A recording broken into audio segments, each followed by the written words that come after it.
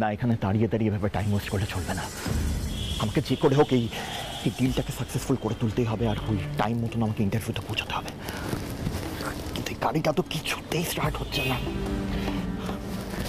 আরে আর কতক্ষণ লাগবে আমাকে বল না ঠিক করে। দেখছি তো স্যার, কিছুই তো বুঝতে পারছি না। দেখ না, দেখ ভালো করে।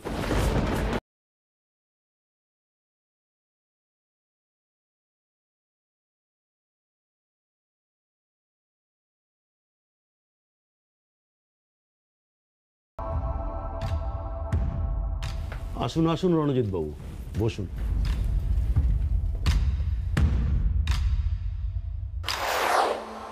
আপনাদের সঙ্গে মেল মারফত অনেক কথাই হয়েছে, কিন্তু মুখোমুখি দেখা কখনো হয়নি। আসলে আমরা কাজে এতটাই ব্যস্ত থাকি যে সবার সঙ্গে দেখা করতে পারি না। এনিওয়ে, আমি দেবরাজ কর, আর ইনি হচ্ছেন শিবতোষ বাবু, আমার অ্যাকাউন্টস ডিপার্টমেন্ট। শুনলেন তো, আমাদের হাতে বেশি সময় থাকে না। এসব আলাপ পরিচয় পরে একদিন হবে, এখন কাজের কথা শুরু করি। এদের এত খারাপ ব্যবহার, এত দম্ভ। আর টাইম ওয়েস্ট করে এতক্ষণ হয়ে গেল আর প্রবলেমটাও লোকেট করতে পারেনি, আর এর আমাকে এবার নিজেকে মেকানিক বলে। আমাকে অন্য কিছু একটা করতে হবে। সামনে কোনো ট্যাক্সি যদি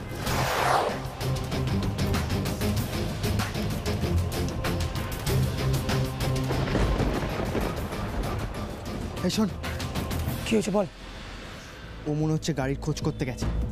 এখানে দাঁড়িয়ে থাকলে আর হবে না, যা ওকে গিয়ে আটকা। যা যা যা। এই রাস্তায় তো কোনো ট্যাক্সিও দেখছি না, আর একটু এগিয়ে দেখি যদি ট্যাক্সি পাওয়া যায়। আরে স্যার, ওদিকে কোথায় যাচ্ছেন? ওদিকে তেমন গাড়ি টাড়ি কিচ্ছু পাবেন না। আপনি আমার সাথে চলুন, আমি 5 মিনিটে আপনার গাড়ি ঠিক করে দিচ্ছি। চলুন স্যার, আসুন আসুন স্যার, আসুন আসুন না স্যার, আসুন।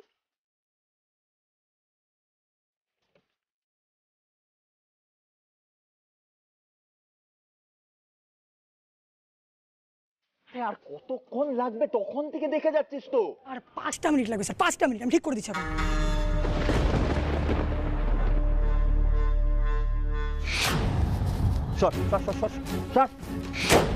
তখন থেকে 5 মিনিট করে যাচ্ছে। একটা গাড়ি ঠিক করতে পারছিস না, নিজেদেরকে মেকানিক বলিস। আমি অন্য মেকানিক দেখে সারিয়ে নেবো, তোরা বেরো এখান থেকে, বেরো। আরে স্যার দাঁড়িয়ে যান না আপনি। স্যার স্যার স্যার স্যার চাবি খুলবে না স্যার, আমি ঠিক করেছি। 5টা মিনিট সর।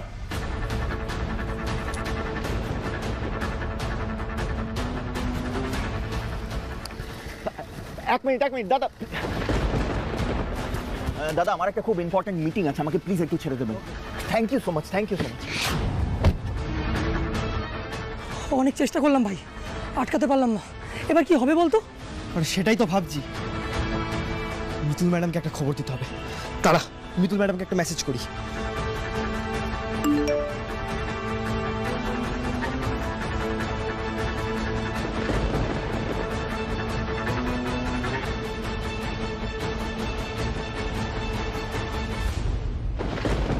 ও গড, রণ তো তাহলে পৌঁছে যাবে। আমাদের এখান থেকে তাড়াতাড়ি বেরোতে হবে। দেখুন, আপনার হাতে আর 5 মিনিট টাইম আছে, যা করা তাড়াতাড়ি করুন। আমাদের আরও ইম্পর্টেন্ট মিটিং আছে, বেরোতে হবে।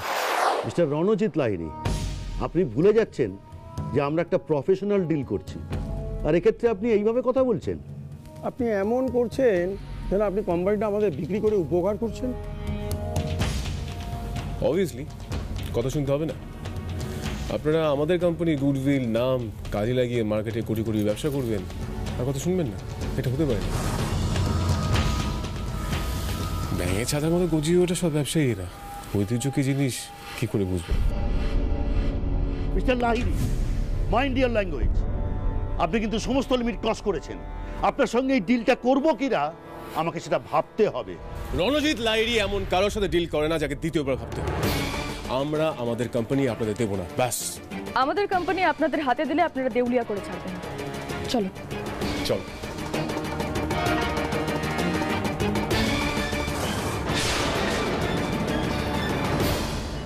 থ্যাংক গড ট্যাক্সিটা পেয়ে গেলাম। একবার মিস্টার ডিকে ফোন করে জানিয়ে রাখি। এরা এতটাই আনপ্রফেশনাল, এরকম রুট ব্যবহার জানলে আমি ওদের সঙ্গে মিটিং করা তো দূরের কথা, ফোনই করতাম না। Right sir. আমিও দেখবো এই মার্কেটে লাহিড়ী ইন্ডাস্ট্রি কি করে টিকে থাকে। রণজিৎ লাহিড়ী ফোন করেছে, দেখেছো? বাইরে বেরিয়ে হুঁশ ফিরে এসছে। থাক ওর অ্যাটিটিউড নিয়ে। ফোন আবার ফোন করেছে। পূজা, ফোনটা বারবার রিজেক্ট কেন করে দিচ্ছেন? ফোনটা রিজেক্ট করে দেওয়ার মানেটা কি? আমার লেট হয়ে গেছে বলে কি মিস্টার ডিকে এতটা রেখে গেলেন যে ফোন রিজেক্ট করে দেবেন? ব্যাপারটা অন্যরকম লাগছে। আর সামনাসামনি গিয়ে কথা বলতে হবে। দাদা প্লিজ একটু তাড়াতাড়ি চলুন please.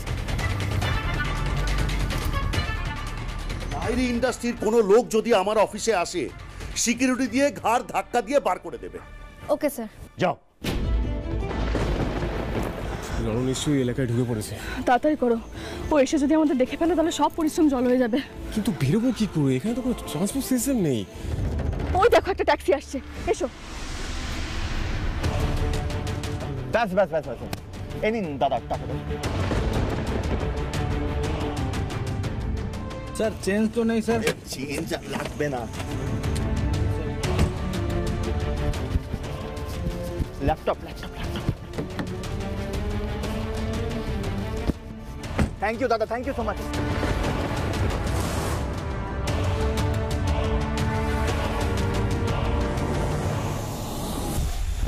Excuse me, I am really sorry, আমার লেট হয়ে গেল একটু। আমি আপনার বসের সঙ্গে আমার অ্যাপয়েন্টমেন্ট ছিল একটা। কি নাম বলুন? রণজিৎ লাহিড়ী। আমি লাহিড়ী ইন্ডাস্ট্রিজ থেকে এসেছি। সিকিউরিটি, ওনাকে ধরে এক্ষুনি অফিস থেকে বার করে দিন। ওয়েট, কি বলছেন কি আপনি? কার সঙ্গে কথা বলছেন জানেন? আমি রণজিৎ লাহিড়ী। আপনার বসকে গিয়ে ইনফর্ম করুন যে রণজিৎ অফিসে এসেছে। আপনি যেই হন না কেন, অন্তত রণজিৎ লাহিড়ী নন। একটু আগে উনি এবং ওনার ওয়াইফ অনামিকা লাহিড়ী এসে স্যারের সাথে মিটিং করে গেছেন। What the hell are you talking about? কি বলছেন কি আপনি? আমি রণজিৎ লাহিড়ী। আর দরকার হলে আমি আপনাকে আমার আইডি কার্ড দেখাচ্ছি। তার কোনো দরকার নেই। একটু আগে ওনারা এসে স্যারের সাথে মিসবিহেভ করে গেছে। স্যার বলেছেন লাহিড়ী ইন্ডাস্ট্রি থেকে যেই আসুক না কেন তাকে ঘাট ধাক্কা দিয়ে বার করে দিতে। বের করে দাও। আরে কি বলছেন কি আপনারা? দেখুন আপনারা কিন্তু খুব বড় মিস্টেক করছেন। এটা রিগ্রেট করবেন। যাও, বেরিয়ে যাও।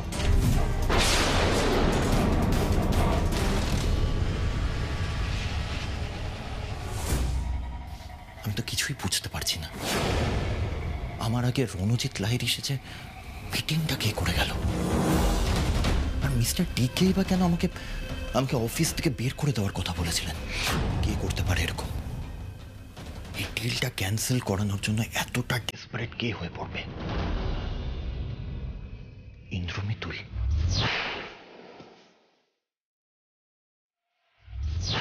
আমরা তো মেকানিকই, আপনি সরে যান, আমরা ঠিক করে দিচ্ছি। যাও, বেরিয়ে যাও। বুঝেছি। মিতুল আর ইন্দ্র আমাকে রাস্তায় আটকে রেখে ওরা নিজেরা অনামিকা আর রণু সেজে মিস্টার ডিকের সঙ্গে দেখা করেছিল। পুরোটা একটা ট্র্যাপ ছিল, আর আমি কিচ্ছু বুঝতে পারলাম না।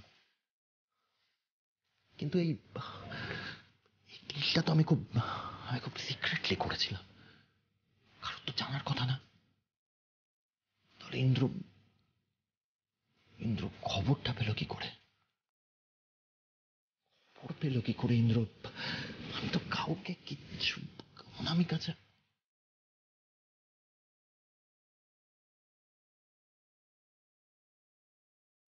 ওকে, এই ব্যাপার। আমি তো গোড়াতেই গন্ডগোল করে ফেলেছি। আজকে বাড়ি গিয়েই এই গন্ডগোলের সমস্ত সুদ আসল আমি তুলব।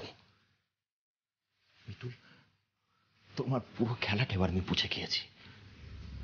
দেখি এইবার তুমি কি করো।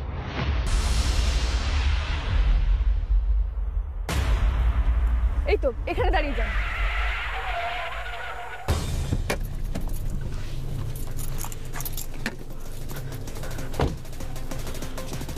কাজ হয়ে গেছে। আমার জিনিসটা এই যে তোমার জিনিস, অসাধারণ অস্ত্র। রণদাদার প্রথম দিনের প্ল্যানটা একাই বেচতে দিয়েছিল, আর আজকের প্ল্যানটা আমরা ফেসতে দিয়েছি। দেখি কোম্পানিও কি করে বিক্রি করে। যদিও বা করে, ওর সব প্ল্যান তো আগে থেকেই আমরা শুনতে পেয়ে যাবো, আমরা সব বেচতে দিতে পারবো। আচ্ছা আমি কি বলছি, এইসব হয়েছে, এখন তোমরা বাড়ি যাও। বাড়িতে তোমাদের কেউ না দেখতে পেলে ডাউট করবে, আমি সামলে নিচ্ছি, আমি ফোন করে দিচ্ছি তোদের। চলো চলো।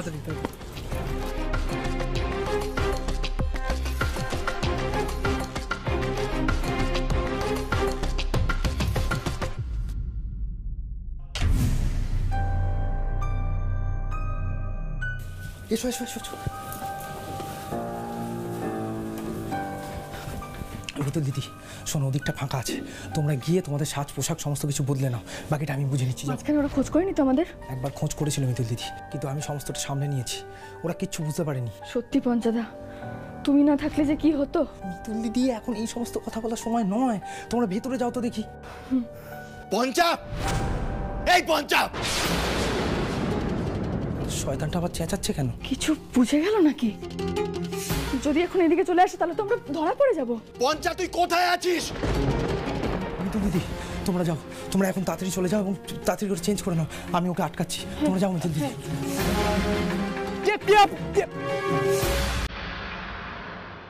কি আপনারা? আপনার সঙ্গে কথা আছে শুভজিৎ। কথা আছে বলে আপনারা এরকম জোর করে মুখে হাত চাপা দিয়ে এসে কথা বলবেন? আমি কোনো কথা শুনবো না আপনাদের। এই শুনুন, আমি চাইলে আপনাকে থানায় ডেকে পাঠাতে পারতাম, সেটা কিন্তু আমি করিনি। এটা যথেষ্ট ভদ্রতা নয় কি? আপনার যা ইচ্ছা হয় তাই করুন, আমি চললাম। আরে আরে শুনুন, দেখুন প্লিজ মাথা গরম করবেন না, প্লিজ। বেশ বলুন আপনার কি বলার আছে, তবে পুলিশরাও যে এরকম কিডন্যাপারদের মতো আচরণ করে এটা আমি প্রথম দেখলাম। কাজের কথা বলি, রণজিৎ লাহিড়ী আপনার দাদা ইন্দ্রজিৎ লাহিড়ীকে গুলি করলো, আর তারপরেও আপনি, আপনার ফ্যামিলির কেউ বা ইন্দ্রজিৎ বাবু কেউই রণজিৎ লাহিড়ীর বিরুদ্ধে কোনো এফআইআর করলেন না কেন? ওর এগেনস্টে আমি কোনো এফআইআর করব না। ও আমার একের পর এক ক্ষতি করে গেছে, এবার সব কিছুর শাস্তি ওকে আমি ফেরত দেবো। আমি আমি আমি কিছু জানি না। আমি জানেন না নাকি জেনেও বলবেন না?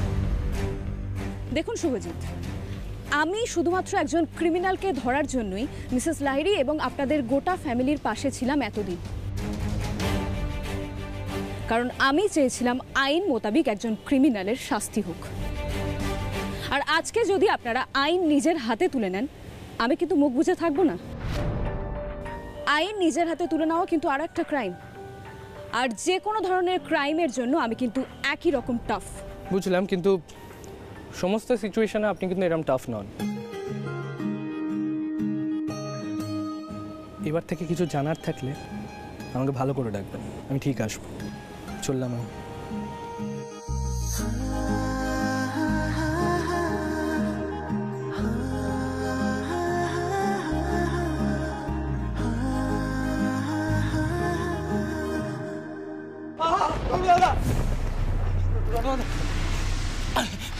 পঞ্চা, তুই মিতুলকে কি কি খবর পাচার করেছিস? দাদা আমি কিছু জানি না দাদা, বিশ্বাস করো। পঞ্চা, মিতুলকে তুই কি খবর পাচার করেছিস আমাকে সবটা বল। আমার ছেড়ে দাও রণদাদা, আমি জানি না, জানি না। পঞ্চা, তুই মিতুলকে কি কি খবর পাচার করেছিস বল আমাকে। জানি না রণদাদা। জানিস না? না না জানিস না? না। যতই চাপকাও তুমি, মরে যাব, আমার মুখ তুমি কিছুতেই খোলাতে পারবে না। পঞ্চা বল আমাকে, পঞ্চা বল, বল পঞ্চা। সব জানিস তুই, সব জানিস তুই। হাড়ি পেতে আমাদের কথা শুনে ওদিকে পাচার করিস না তুই, হ্যাঁ? জানি না ম্যাডাম। ভালো করে চাপকালে না ঠিক মুখ খুলবে। ভালো করে চাপকান স্যার, ভালো করে চাপকান একে।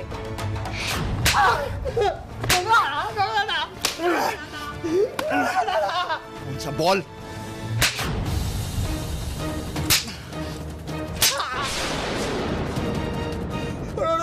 আমি জানি না, জানি না, আমি জানি না।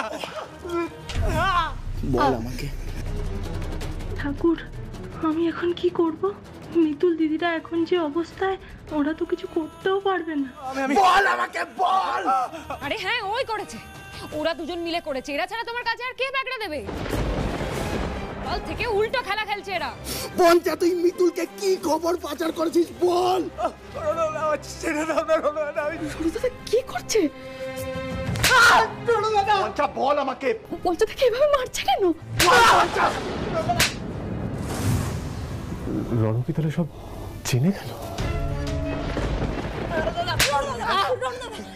তুমি ওকে মেরে নাও, ওকে ছেড়ে দাও। ও কিচ্ছু করেনি, আমি সব করেছি, তুমি আমাকে শাস্তি দাও।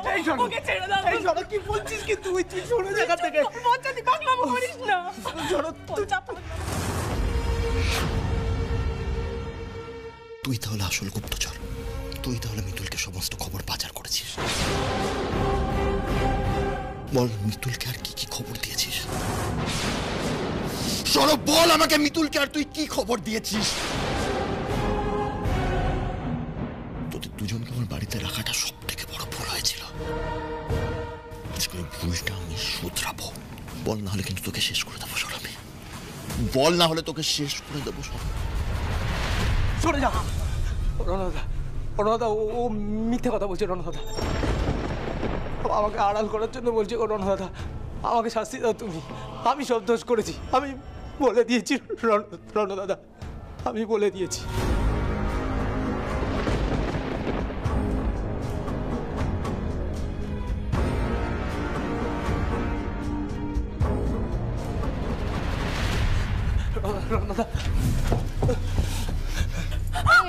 এত তড়া কিসের?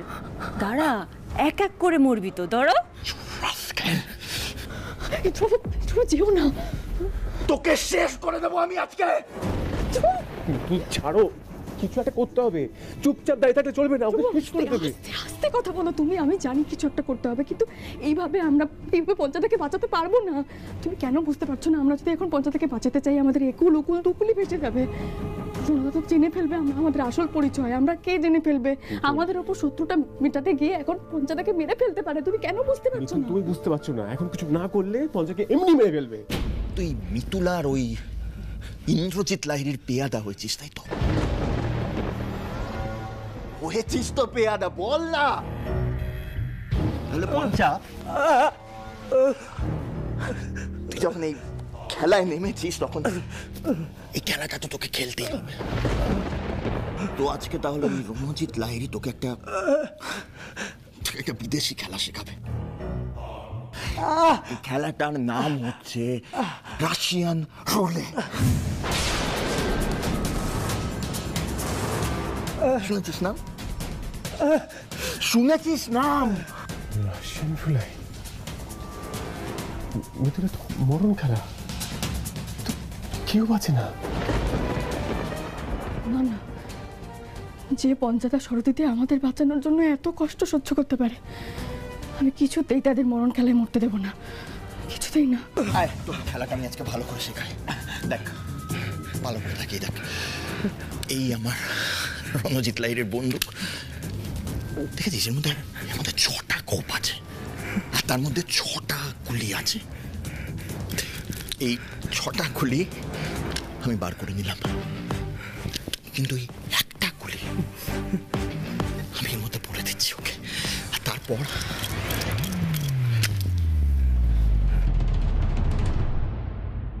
কেউ জানে না যে কোন খাপে গুলিটা আছে, কিন্তু তুই জানবি। দেখি আজকে তুই কতবারে মরিস। দেখি তোকে এবার মিতুল কিভাবে বাঁচায়। এখনো যদি কিছু না করি, না এই বাড়ি থাকবে, না এই বাড়ির মানুষগুলো থাকবে। সব থাকবে, কিচ্ছু হবে না। এই বাড়িও থাকবে, এই বাড়ির মানুষগুলো থাকবে। শুধু তার জন্য এই বাড়িতে আবার মিতুল পালকে ফিরে আসতে হবে। মানে মিতুল, মিতুল ভগবানের নাম নিয়ে নে পঞ্চা।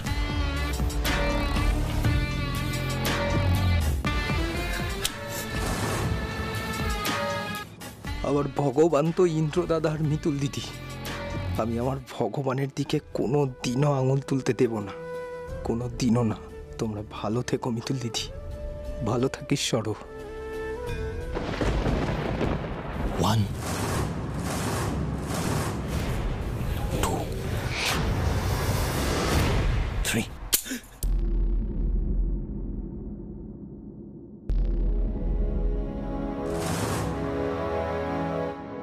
তাহলে পরের গুলিটা তুই তোর ইন্দ্রদার নামে খেয়ে নে।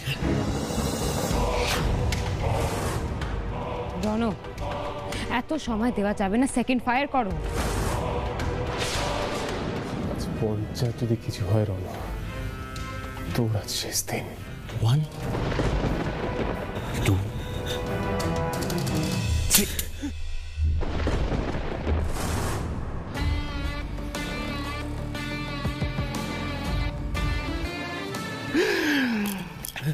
বাহ, তোর ইন্দ্রবাবু তো তোর জন্য বেশ লাকি পঞ্চা। কিন্তু এবার আমি দেখবো তোর মিতুল দিদি তোর জন্য কতটা লাকি। দেখ পঞ্চা, 2টো ট্রাই হয়ে গেছে, হ্যাঁ, আর 4টে বাকি। কি জানিস তো, আমার এক্সপিরিয়েন্স বলছে যে তুই এতটাও লাকি নোস যে পরপর 3বার তুই বেঁচে যাবি। আই এম শিওর পরের বুলেটটা একদম নিজের জায়গায় রেডি আছে। রেডি হয়ে যা পঞ্চা, ও পড়ে যাওয়ার জন্য রেডি হয়ে যা। না, এবার আমাকে কিছু করতে হবে।